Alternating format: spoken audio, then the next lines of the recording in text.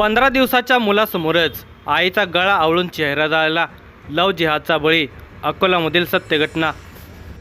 प्रेम आंधळे असते असे म्हटले जाते, ते खरंच आहे. प्रेमामध्ये बेधुंद झालेली व्यक्ती काय करेल याचा नेम नसतो. दोघांचा एकमेकांच्यावरील विश्वास एकदा पक्का झाला की मग त्यांची पुढील आयुष्याची वाटचाल सुरू होते. प्रेमाच्या आणाभाका घेतल्या जातात. तुला आयुष्यभर आनंदामध्ये सुखात ठेवणार अशा आश्वासनांची खैरात वाटणारे प्रियकर आपल्या शब्दावर कधी कायम राहत नाहीत. शारीरिक भूक पूर्ण झाल्यानंतर आपल्या प्रेयसीला अपमानास्पद वागणूक देणे, तिचा छळ करणे असे प्रकार अलीकडच्या काळामध्ये वाढलेले आहेत. असाच प्रकार दिनांक 6 एप्रिल 2026 रोजी अकोला जिल्ह्यामध्ये उघडकीस आला. आपल्या प्रियकरावर विश्वास ठेवून तिने आंतरधर्मीय प्रेमविवाह केला, पण त्याने मात्र तिची निर्दयपणे हत्या केली.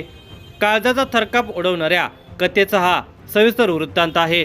पण तत्पूर्वी ही व्हिडिओ पुढे पाहण्या अगोदर जर तुम्ही या चॅनेलवर जर नवीन असाल तर प्लीज आपल्या ह्या मराठी चॅनेलला नक्की सबस्क्राईब करा. वाशिम जिल्ह्यातील मंगरुळपीर तालुक्यामध्ये नांदखेडा नावाचे एक लहान गाव आहे.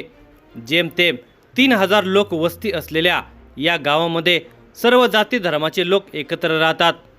एकमेकांच्या कार्यक्रमातही सहभागी होतात. शांतिप्रिय गाव म्हणून गावाची ओळख आहे. याच गावामध्ये सादिक शाह तसरीफ वय वर्ष 29 हा राहतो. सर्व समाजाच्या कार्यक्रमामध्ये हजर राहणारा सादिक सर्वांच्या परिचयाचा होता. हिंदू मुस्लिम असा भेदभाव या गावामध्ये कधी झालेला नव्हता. सादिक याच गावामध्ये असल्यामुळे तो सर्वांच्या परिचयाचा होता. मोलमजुरी करणे आणि आपल्या परिवाराला मदत करणे असा त्याचा एक कलमी कार्यक्रम होता. सादिक हा अविवाहित होता. तो 28 वर्षांचा असताना त्याची याच गावातील रवीना मोहन पवार वय वर्ष 24 या तरुणीसोबत ओळख झाली. मध्यम कुटुंबातील ही तरुणी घरच्या मंडळींच्या लाडाची होती. सादिकसोबत तिची ओळख झाली आणि सारेच बदलून गेले. सादिक आणि रवीना यांच्यातील चोरून लपून भेटीगाठीचे प्रमाण वाढले. ही बाब गावकऱ्यांच्या लक्षात आली. मात्र दोघेही एकमेकांच्यावर प्रेम करत असल्यामुळे सादिकने तिला आयुष्यभर साथ देण्याचे आश्वासन दिले होते. त्याच्या शब्दावर विश्वास ठेवून रवीना हिने सादिकला साथ देण्याचे ठरवले.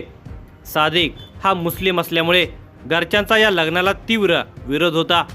तरी आपल्या प्रेमावर विश्वास ठेवून रवीनाने घरच्या मंडळींसोबत वैर घेतले. 3 वर्षांपर्यंत या दोघांचे प्रेम प्रकरण गावामध्ये चालले. समाजामध्ये आपली बदनामी होईल म्हणून रवीनाच्या वडिलांनी तिचा विवाह वर्धा येथील एका तरुणासोबत करून दिला. या लग्नाला रवीनाकडून विरोध होता. मात्र घरातील मोठ्या नातेवाईक मंडळीसमोर तिला अबोल केले आणि हा विवाह पार पडला. लग्नानंतर ती 15 दिवस पतीकडे राहिली. मात्र तिचे सादिकवर प्रेम असल्यामुळे तिला हा विवाह पसंत नव्हता. म्हणून तिने एक दिवस सादिकला फोन करून कारंजा या गावी बोलावले. तेथून दोघांनी सरळ मुंबईला प्रयाण केले. लाडा कौतुकामध्ये वाढवलेली रवीना अचानकपणे निघून गेल्यामुळे पवार कुटुंबियावर आभाळ कोसळले होते. मात्र मुलीच्या मर्जीपुढे कोणाचे काहीच चालले नाही. गावात राहिल्यानंतर प्रेमाची अधिक चर्चा होईल आणि आपल्या आईवडिलांना शर्मेने मान खाली घालावी लागणार म्हणून सादिक आणि रवीना यांनी गाव सोडण्याचा निर्णय घेतला होता. मुंबईमध्ये दोघेही मोलमजुरीने काम करू लागले. सुखाचे आणि आनंदाचे दिवस सुरू झाले. वर्षाखेरीस रवीना गर्भवती असल्याची गोड बातमी कळली. सादिक आणि रवीना आंतरधर्मीय पती पत्नी असले तरी त्यांचे नातेसंबंध चांगले होते. लग्नानंतर 10 महिन्यामध्ये त्यांच्या सुखी संसाराला दृष्ट लागली. सादिक तिला मारहाण करू लागला आणि तिच्यावर संशय घेऊन तिचा शारीरिक आणि मानसिक छळ करण्यापर्यंत पोहोचला. रवीना ही गर्भवती असल्यामुळे आणि मुंबईत जवळचे कोणी नातेवाईक नसल्यामुळे एखाद्या दिवशी जीवाचे काही बरे वाईट होईल म्हणून या दोघांनी परत गावामध्ये येण्याचा निर्णय घेतला. सादिकचे 3 नातेवाईक अकोला जिल्ह्यातील कारंजा, बार्शी टाकळी आणि व्याला या गावामध्ये राहतात. त्यांनी सादिकला सहारा दिला नाही. आपण गावामध्ये परत गेल्यानंतर लोक आपल्याला काय म्हणतील या भीतीने त्यांनी आपल्या गावामध्ये न जाता अकोला शहरात राहण्याचा निर्णय घेतला. या ठिकाणी ते भागवतवाडी भागामध्ये भाड्याची खोली करून राहत होते। दरम्यान तिला 9वा महिना सुरू असल्यामुळे त्याच्या आईला बोलावून घेतले होते। रवीना सादिक आणि सादिकची आई मुराबी असे तिघेजण भाड्याच्या खोलीमध्ये राहत होते। रवीनाला वैद्यकीय मदतीची गरज होती, परंतु अकोल्यातही सादिकने तिचा अमानवी छळ सुरू केला। ज्याच्यावर भरोसा ठेवला तोच नवरा महानालायक निघेल याची कल्पना रवीनाला आली नव्हती। एकीकडे घरातून सर्व संबंध तुटले आणि दुसरीकडे सादिककडून होणारा छळ, या टेन्शनमुळे रवीना प्रचंड तणावामध्ये होती। एक दिवस तिला जिल्हा स्त्री रुग्णालयामध्ये भरती करण्यात आले। त्यातच तिने एका बाळाला जन्म दिला। 8 दिवसानंतर रुग्णालयातून सुट्टी झाली। बाळाला घेऊन ती घरी आली। घरामध्ये सर्व काही ठीक नव्हतेच। सासू आणि पती दोघे रवीनाला शिव्या शाप देत होते। एका रात्री सादिकने तिला बेदम मारहाण केली। घरामध्ये 15 दिवसाचे बाळ भुकेने व्याकुळ झाले असताना हा नराधम रवीनाचा जीव घेत होता, तर दुसरीकडे 15 दिवसाचं बाळ दुधासाठी रडत होतं। अतिशय निर्दयी पिता म्हणून या नराधमाची ओळख जगाला झाली। पत्नीचा खून केल्यानंतर त्याच्याकडे आई मुराबी हजर होते। भांडणामध्ये गळा दाबल्यामुळे रवीनाचा मृत्यू झाला होता। मृतदेहाची विल्हेवाट लावण्यासाठी संशयित आरोपीने त्याचा नातेवाईक इम्रान शहा राहणार बार्शी टाकळी जिल्हा अकोला याला बोलावून घेतले। या दोघांनी मोटारसायकलवर रवीनाचा मृतदेह ठेवला। दापकी रोड पोलीस स्टेशन हद्दीतील अन्नपूर्णा माता मंदिर परिसरात तिचा मृतदेह आणून तिच्या चेहऱ्यावर रॉकेल टाकले आणि चेहरा विद्रूप केला। अंधाराचा फायदा घेऊन दोघेही पळून गेले।